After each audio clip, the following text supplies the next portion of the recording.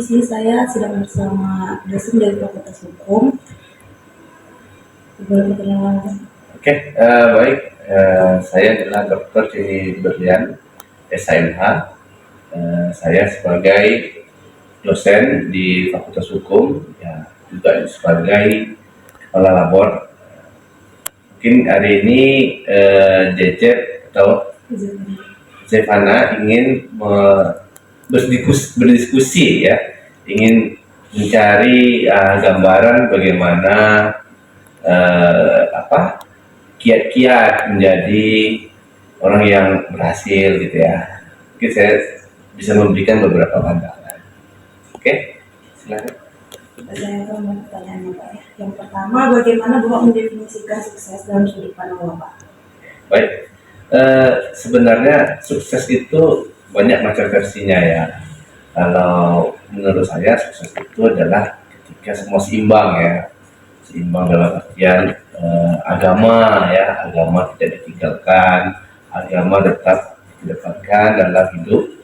Pendidikan ya, kedua pendidikan juga harus seimbang gitu ya. Jadi tidak hanya agama, tapi pendidikan juga harus tetap ditempuh sampai, kalau bisa sampai akhir ya. Terus yang ketiga mungkin sosial ya, orang yang mempunyai banyak relasi, orang yang punya banyak kerabat, kolega, ya itu sebenarnya dapat menjadi sesuatu yang membantu kita di kemudian hari. Kita harus jaga adab etika ke semua orang. Jadi kedepannya kita berhubungan ada berkegiatan, berurusan itu insya Allah menjadi lebih mudah gitu ya. Terus yang keempat mungkin sukses itu ditandai dengan orang yang menghormati keluarga, orang tua ya, keluarga besar, ataupun orang yang kita anggap penting gitu ya, jangan pernah ditinggalkan walaupun kita sudah berjalan yang lebih jauh. Mungkin itu. Saya lanjut pertanyaan kedua ya, Pak ya. Pertanyaan kedua itu bagaimana peran pendidikan dalam membantu seseorang meraih kesuksesan? Ya, peran pendidikan itu sebenarnya berbanding lurus ya dengan kesuksesan. Jadi jika kita ingin sukses memang lebih baik ditinggikan juga pendidikannya. Pendidikan itu sebenarnya tidak hanya materi yang disampaikan atau pertemanan, tapi nilai di situ ya. Nilai apa? Misalnya nilai dalam kuliah ini bagaimana beretika, bagaimana berbicara, bagaimana berhadapan dengan orang yang lebih dewasa, ya. Misalnya berhadapan dengan dosen, dengan tata usaha, dengan dekan, itu tentu tidak tergambar ketika waktu sekolah misalnya SD, SMP, SMA kan. Karena waktu SD paling mentok ya wali kelas saja kan. Nah, kalau di sini kita harus bagaimana berbirokrasi, bagaimana cara ngechat, bagaimana kita menjadwalkan, bagaimana kita ingin bertemu, bagaimana kita bimbingan, semua itu proses yang nantinya berbuah pada nilai kita untuk menjadi orang yang lebih sukses gitu ya. Jadi di situ juga perbedaan orang yang sekolah atau tidak sekolah gitu kan, karena melalui hal-hal seperti ini. Jadi semakin tinggi pendidikan tentu semakin banyak yang dipelajari selain substansi pendidikan tersebut. Oke. Ini yang terakhir ya, Pak ya. Pertanyaannya, apa pesan yang ingin Bapak sampaikan kepada generasi muda yang juga bercita-cita menjadi akademisi? Baik,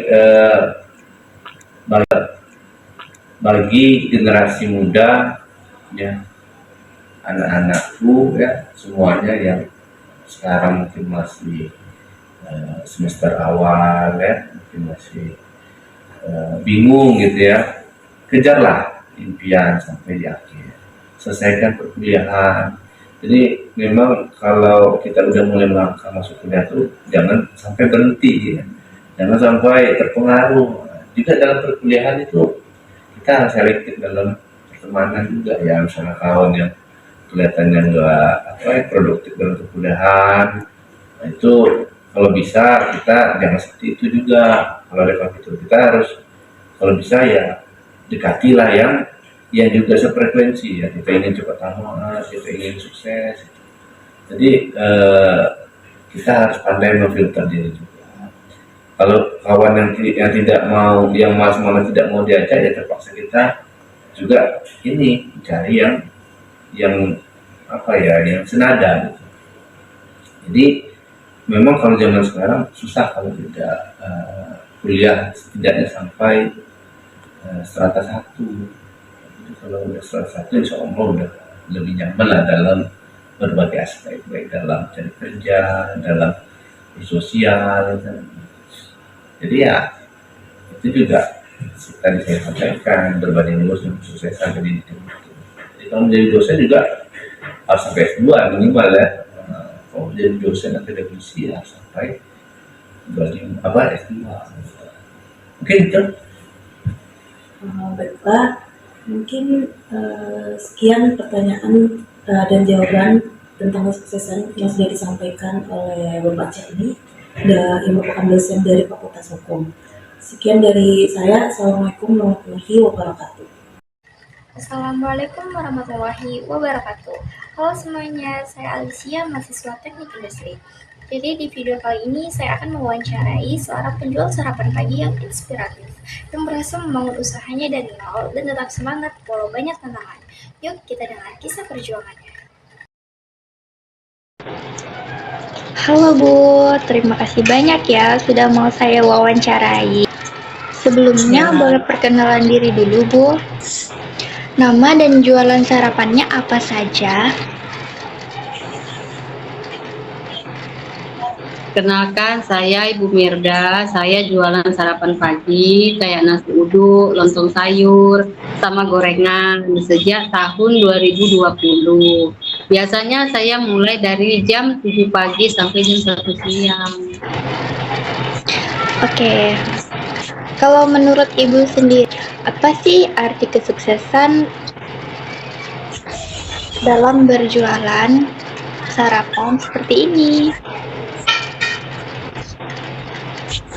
Sukses itu ya waktu jualan saya laku, bisa bantu ekonomi keluarga, dan pelanggan datang terus setiap hari. Walau usaha kecil, saya bangga bisa berdiri sendiri. Kalau boleh tahu, apa tantangan paling berat yang pernah Ibu alami selama jualan ini? Tantangannya banyak. Kadang jualan hujan deras pagi, bahan baku naik, atau sepi pembeli. Tapi saya tetap jalan, tetap bangun pagi, soalnya ini satu-satunya penghasilan saya. Siapa yang paling memotivasi Ibu untuk terus semangat berjualan tiap pagi? Anak-anak saya ingin mereka bisa sekolah tinggi, makanya saya semangat jualan. Saya juga inspirasi, saya juga jualan dari muda. Apa ada kebiasaan tertentu yang selalu Ibu lakukan sebelum mulai jualan pagi-pagi? Saya biasanya bangun jam 3 pagi, saya masak, siapkan bahan, terus berdoa semoga rezekinya lancar. Saya juga selalu pastikan rasa masakan saya tetap enak dan bersih. Terakhir ya Bu, ada pesan untuk anak muda atau mahasiswa yang mungkin malu atau ragu untuk mulai usaha kecil-kecilan? Pesannya, mulailah dari kecil, jangan gengsi. Jualan itu halal dan mulia. Jangan tunggu punya banyak modal, tapi mulailah dari niat dan kerja keras. Terima kasih banyak ya Bu, sudah bersedia meluangkan waktu untuk saya wawancarai. Cerita dan pengalaman Ibu sangat menginspirasi, terutama semangat Ibu dalam membangun usaha dari nol. Semoga usaha sarapannya makin lancar dan Ibu selalu diberi kesehatan. Amin. Itulah tadi kisah inspiratif dari Ibu Mirda, seorang pedagang sarapan pagi yang penuh semangat. Semoga bisa jadi motivasi buat kita semua, khususnya anak muda yang ingin mandiri dan gak gengsi untuk mulai usaha. Terima kasih sudah menonton. Wassalamualaikum warahmatullahi wabarakatuh.